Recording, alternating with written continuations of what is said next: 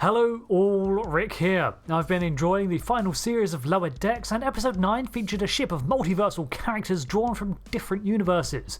The Anaximander was a Defiant Class clandestine vessel operated by Section 31 and officially does not exist.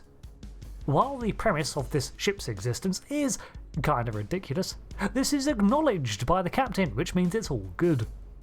The name is a reference to a Greek philosopher, Anaximander, who suggested that the Earth was not in fact floating in an ocean of water, but was actually surrounded by an expansive nothingness based on observations of stars moving below the horizon.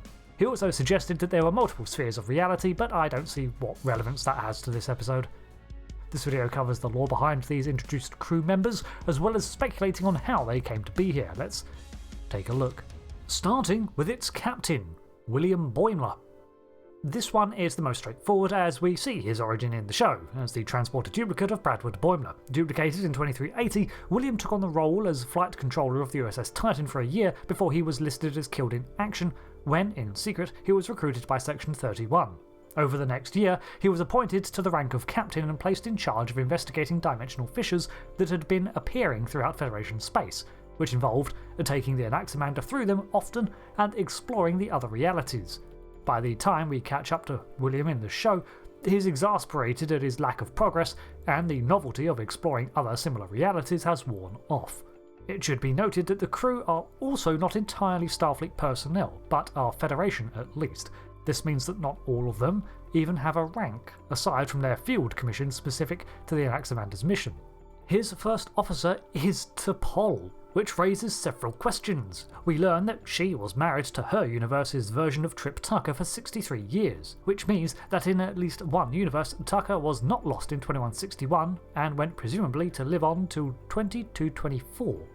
This is already an alternate universe that existed from books centered around the Romulan War and following founding of the United Federation of Planets, where Tucker also had his death faked and was recruited into Section 31.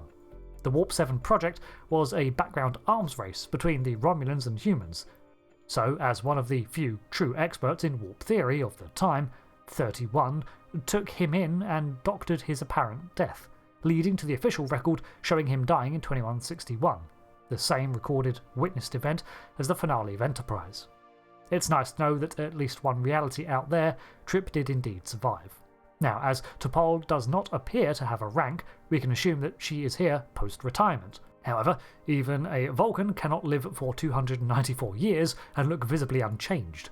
Therefore, I think that some alternate universes also exist on a slightly different timescale, or that temporal deviations can also occur when shifting realities in this fashion, and she is likely from the early 23rd century. The tactical officer was Curzon Dax, who was the host of the Dax symbiont. However, he was still spry for his age, which without any deviation would put him at well over 100 years old. Therefore, I think it's more likely that he is a Curzon from before he would have died in 2367. Hard to tell from the animation, but let's go with about 2 decades before this. He clearly has much experience with Klingon affairs, both sporting Klingon-esque attire and practicing with a bat'leth, something we know full well he was proficient in. His zestful attitude is on full display, despite placing the symbiont at risk. We've seen other realities where Jadzia never became a host, notably the Mirror Universe, and while this is not mentioned exactly which quantum reality he is from, it's probably not the Mirror. The Chief Medical Officer was Elam Garak, but interestingly, this one seems to have originated in a universe where he elected to pursue a medical career after his time in the Obsidian Order instead of becoming a humble tailor. While the tailor career was originally a cover, he did develop an interest in it, hence his choice of profession, so in this reality, we can safely assume that Garak instead studied medicine. While some medical knowledge was a part of his Obsidian Order training, this version looks like he eventually went on to enlist in Starfleet. Pure speculation here, but I think in his own reality, Cardassia may have allied with the Federation against the Dominion, allowing for a greater exchange of personnel, leading to this physician Garak donning a Starfleet lieutenant rank and uniform. As he is also combat proficient and elusive as ever, his Obsidian Order history is likely very similar to our own Garak's. We also did get the reveal that he is married to a holographic Julian Bashir, which has also been a long-running fan theory and popular shipping couple for a long time. So, in at least one reality, it also seems true. Speaking of, the EMH version of Bashir. Bashir was of course selected as a candidate for the EMH Mark II in the prime reality, but his exposure as a genetic augment jeopardised his career and ended that prospect. In at least one realm, however, it looks like this was not the case, and that the EMH Mark II program went ahead using him as a template. This version of the EMH appears to have grown and developed far enough to establish a relationship, so much like the original Zimmerman brand holograms, he could learn and grow, essentially making him an artificial lifeform. The EMH also seems far more comfortable moving around with his emitters, not limiting himself by walking around, which is a nice touch, and also had acquired a mobile emitter. Either Section 31 replicated our EMH Doctor's one in secret, or this one is native to his home reality, which means there was a whole USS Relativity incident there too. If that's the case, then is this Bashir hologram his universe's Mark I and was on their USS Voyager? Small changes sure can snowball. Then, of course, we have Beckett Mariner from a universe where she pursued engineering instead of command. This version of her reached the rank of lieutenant, and was also assigned to track the cause of these multiversal tears, having more success, although falling victim to the destabilising effects they have on warp drive. This version was far less reckless and not a risk taker, but remarkably efficient in engineering that still shared a deep friendship with Boimler and the rest of her universe's lower deckers. Then, of course, there is a string of Harry Kims. All of these Harrys were from a USS Voyager, but not every one made it back home, with at least one choosing to found a new home in the Delta Quadrant. Now, it looks like one of the Kims, the one from the Delta, remained registered as a racer in the Antarian Transstellar Rally, or at least maintained the sport as a hobby.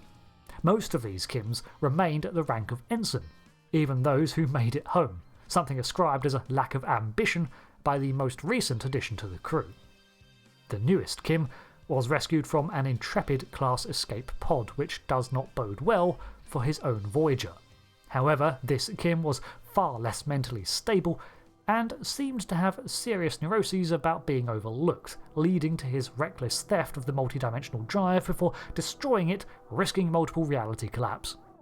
Which brings me to the last mention, and while not a crew member, they were a guest, Lily Sloan. This Lily Sloan also helped her, Earth's Zephram Cochrane, out with his space program. However, rather than develop a warp drive, her universe's Cochrane created a quantum reality drive that allowed for multiversal travel instead. With this radical difference, Starfleet embarked upon a wholly different mission profile, to explore strange new realms, and better understand them than exploring outwards. It looks like, in this reality, after the creation of the realm ship, Beagle, she continued on and enlisted in a Starfleet in a similar trajectory as Captain Archer. Whereas Archer helped work on the Warp 5 engine program before taking command of the NX-01 Enterprise, Sloan worked on the Reality Drive project before captaining its prototype vessel. She, however, was unaware that their drive was opening additional tears. We know that the Beagle was from around the mid-2100s based on its design and her apparent age, but it seems that they were working alongside the Vulcan Science Directory, having a relatively split crew.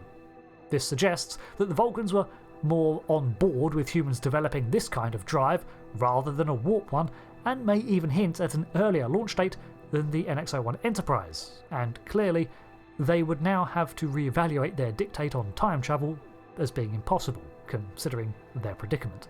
The Beagle is a design similar to an early Enterprise vessel that we never saw on screen, but was listed as the XCV-330 in both Star Trek The Motion Picture and on Captain Archer's cabin of other Enterprises. This ship was a warp ring prototype that came after the Phoenix but before the NX-01, and its place has always been a little vague. Swap out the warp drive for the reality one, and you have a similar vessel and possible origin time. As for the hero ship itself, the Anaximander seems to be a regular Defiant Class, although the added black paint job makes it look a lot edgier, and it might not have a cloaking device. It also lacks a registry on the hull, so seems purpose-built for clandestine missions. However, anyone spotting it would clearly mark it as a Starfleet ship because the Defiant is, you know, kind of a big deal to the UFP. So, thanks for watching this breakdown of the multiversal crew of the Anaximander. It's an equally fun and ridiculous notion, but that's Lower Decks in a nutshell. Until the next video, thanks again. I've been a version of Rick, and I'll see you later. Goodbye.